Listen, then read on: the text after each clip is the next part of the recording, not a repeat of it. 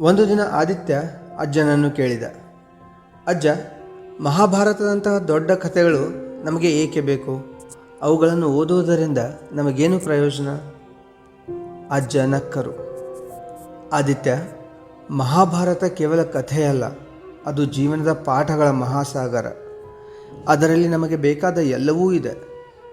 ಹಿರಿಯರಿಗೆ ನೈತಿಕ ಮೌಲ್ಯಗಳು, ಧರ್ಮದ ಹಾದಿ ಮತ್ತು ಸತ್ಯದ ಮಹತ್ವ ತಿಳಿಯುತ್ತದೆ.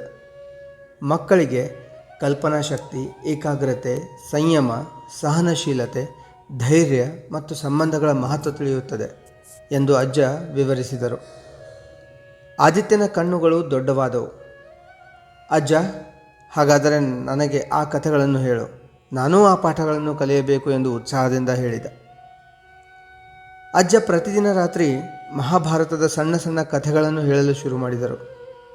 ಧರ್ಮ, ಕರ್ಮ, ನ್ಯಾಯ, ಅನ್ಯಾಯದ ಬಗ್ಗೆ ಆದಿತ್ಯ ಕೇಳಿ ತಿಳಿದುಕೊಳ್ಳಲು ಪ್ರಾರಂಭಿಸಿದನು.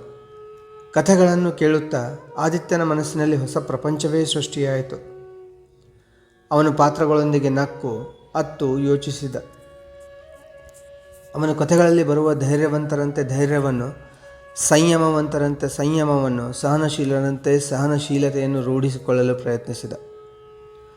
ಸಂಬಂಧಗಳ ಮಹತ್ವವನ್ನು ಅರಿತುಕೊಂಡ. ಕೌರವರು ಮತ್ತು ಪಾಂಡವರ ಕಥೆಗಳು ಅವನಿಗೆ ಕುಟುಂಬದ ಮೌಲ್ಯವನ್ನು ಕಲಿಸಿದವು. ಹೀಗೆ ಮಹಾಭಾರತದ ಕಥೆಗಳು ಆದಿತ್ಯನಿಗೆ ಕೇವಲ ಮನೋರಂಜನೆಯಾಗಿರಲಿಲ್ಲ, ಬದಲಿಗೆ ಅವನ ಜೀವನವನ್ನು ರೂಪಿಸುವ ದಾರಿದೀಪವಾದವು.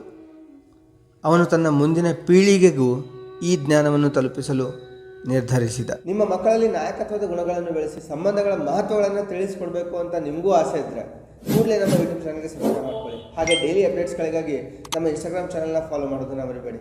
ಅದಕ್ಕೆ ಬೇಕಾಗಿರುವಂಥ ಎಲ್ಲ ಲಿಂಕ್ಸ್ ಇಲ್ಲಿದೆ.